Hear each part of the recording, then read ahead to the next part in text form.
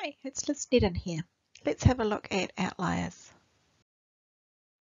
So the definition of what an outlier is that it's a data point that's quite a long way away from the rest of the data. So you can see here we've got a bunch of data all on the left hand side, and there's quite a distance between that and the little value on the right hand side.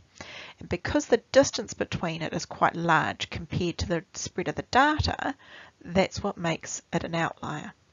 So let's have a look at a few examples. So if I've got this one here, you can see the vast majority of my data is here.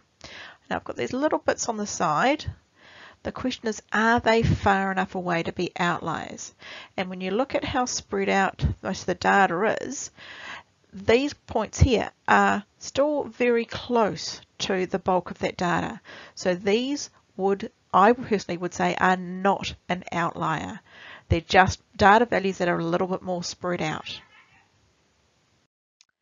What about this one? So we've got a bulk of our data here, and we've got this point here. So if I look at how spread out most of the data is, and then I look at how far away that point there is, that's starting to get its reasonable way. I'm not sure if it's completely far enough.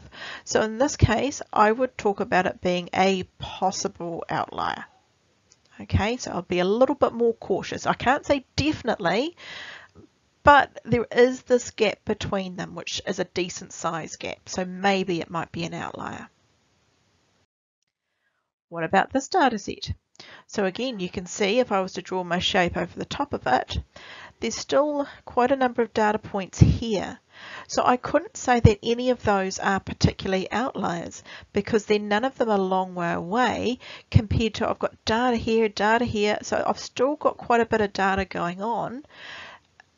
So that means it just is right skewed, but they are not necessarily outliers. Last example.